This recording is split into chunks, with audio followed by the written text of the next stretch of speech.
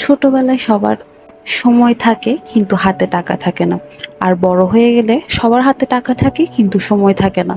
এমনই একটা busy life আর busy schedule নিয়ে আমরা আজকে সময় বের করে ফেললাম ঘোরাঘুরি করার জন্য।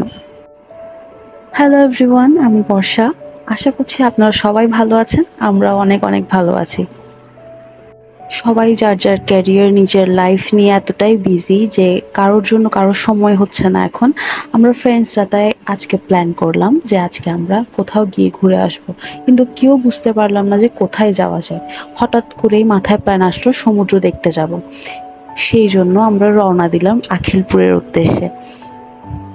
অনেক দিন হয়ে গেছে আমাদের মিট আপ করা হয় না, আমাদের দেখা করা হয় না। কলে বা মেসেজে হয় কথাবার্তা, কিন্তু দেখা করা হচ্ছে না অনেক দিন। তাই আমরা হুট করে প্ল্যান করে ফেলছি যে ঘুরতে যাব। সীতাকুণ্ডের অন্যান্য সমুদ্র সৈকত যেমন বাঁশবাড়িয়া, গুলিয়াখালী, ওগুলোতে আমরা আগেও গিয়েছি এবং ওসব সব জায়গায় ঘোরার এবং বিভিন্ন ভিডিও আপনারা আমার আরেকটা পেজ কলাবতীতে নিশ্চয়ই দেখেছেন। শুক্রবার সকালবেলা তো সবাই একটু দেরিতে ঘুম থেকে ওঠে, তাই আমরা দুপুর টাইমে বের হয়েছি। কারণ হচ্ছে মেয়েদের একটা রেস্ট্রিকশন থাকে ফ্যামিলি থেকে, বাসা থেকে, যে একটা নির্দিষ্ট টাইমে বাসায় আসতে হয়, যার কারণে আমরা দুপুরের টাইমে বের হয়ে গেছি। দুপুর 2টার দিকে রওনা হয়েছিলাম, ম্যাক্সিমাম 2:30টার মধ্যে আমরা চলে আসছি। আধা ঘন্টা 40 মিনিট মতো লাগছে আমাদের আসতে। আমরা বাইপাস থেকে বাসে উঠে যাই। আজকে যেহেতু শুক্রবার ছিল, আমরা ভাবছিলাম অনেক জ্যাম হবে বা আমাদের অনেক লেট হয়ে যাবে, কিন্তু সৌভাগ্যবশত আমাদের তেমন কোনো জ্যাম বা ট্রাফিকে পড়তে হয়নি। আমরা সুন্দর মতোই 40 মিনিটের মধ্যে পৌঁছায় গেছি। ছোট কুমিরা নেমে ওখানে লোকাল সিএনজি পাওয়া যায়, লোকাল সিএনজি করে ডিরেক্ট বিচে পৌঁছায় দেয়। তো আমরা লোকাল সিএনজি করে চলে গেছিলাম।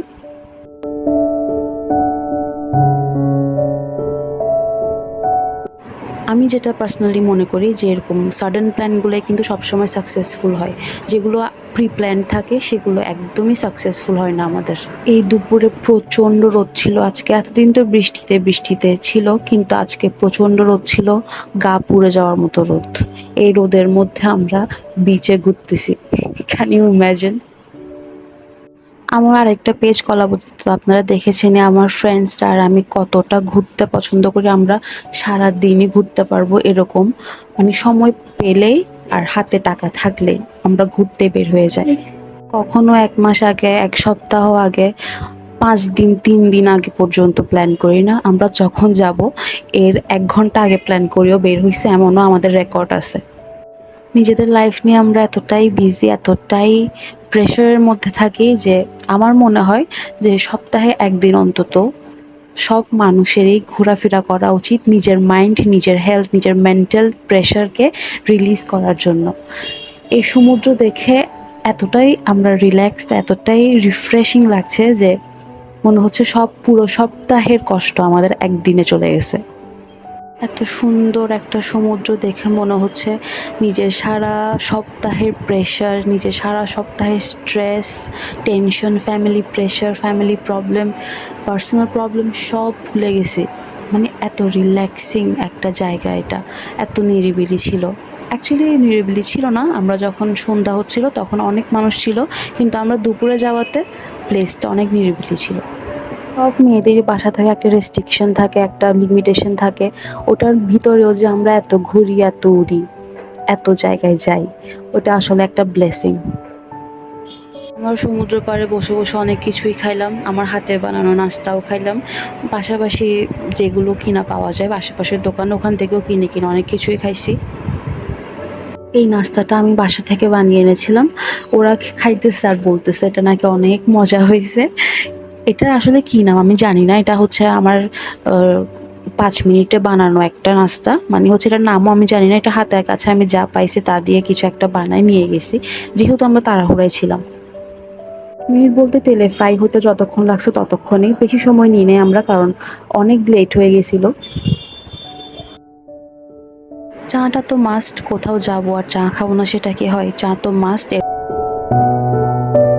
লুক অ্যাট দিস ভিউ, মানে এই ভিউটার জন্যই এতটা কষ্ট করে দুপুরের এত একটা রোদের মধ্যে আমাদের এখানে আসা। মানে এই ভিউটা এত সুন্দর, মানে এত রিফ্রেশিং, এত রিল্যাক্সিং, কী বলবো আর। এই ভিউ, এই এনভায়রনমেন্ট, বিশেষ করে বান্ধবীদের সাথে ঘুরতে বের হওয়ার মতো একটা আলাদা শান্তি দুনিয়াতে আর কোথাও নাই। ও হ্যাঁ, আমরা কিন্তু ওখানে রেসিং করছিলাম, তারপরে জুতা চোর খেলছিলাম, যেগুলো আমাদের চাইল্ডহুড মেমোরিজ আর কি। ওগুলো করছিলাম, কিন্তু ওগুলো আমাদের না ক্লিপ নিতে একদমই মনে নাই।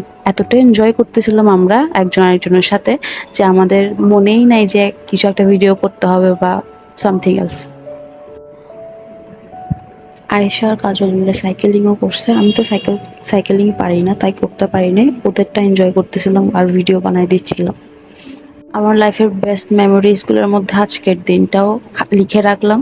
আজকের দিনটা সত্যি অনেক অনেক বেশি ভালো ছিল আমাদের জন্য। আর তোমরা তো জানো আমি কোথাও গেলে পিছলা খাই, না হলে উষ্টা খাই, না হলে ধপাস করে পড়ে যাই। কিন্তু আজকে আমি একটুও পড়িনি, মানে স্লিপ কেন, উষ্টাও খাই নাই। দেখো তোমরা আমাকে ভুল বুঝো সবসময়, আমি সবসময় পিছলা খাই, যেখানে যাই সেখানে অঘটন ঘটাই। দেখো আমি অঘটন সবসময় ঘটাই না, আমি ভালো মেয়ে। জোকস অ্যাপার্ট, 400-500টা ভিডিও আর হাজারখানেক ছবি তোলার পরে আমরা রওনা দিছি বাসার উদ্দেশ্যে। বিচ থেকে আসার সময় সিএনজি ওঠার আগ পর্যন্ত আমরা অনেক কিছু খাইছিলাম, কিন্তু ওগুলোর ক্লিপ নিতে একদমই মনে নাই। দুষ্টামি করতে করতে আস্তে আস্তে এগুলোর এক কথা একদমই মনে নাই। এরকম একটা ভিউ, সামনে সমুদ্র, একটা নেচার, এত পিসফুল একটা প্লেস, এসব ছেড়ে আসলে আমাদের যেতে ইচ্ছা করতেছে না। তাও যেতে হবে, বাসা থেকে রেড অ্যালার্ট দেওয়ার আগে আমাদের চলে যেতে হবে, তাই আমরা রওনা দিলাম। আজকে এই পর্যন্তই আমাদের ব্লগটা, আমাদের ঘোরাঘুরি আপনাদের কেমন লাগলো অবশ্যই কমেন্টে জানাবেন। Till then, tata.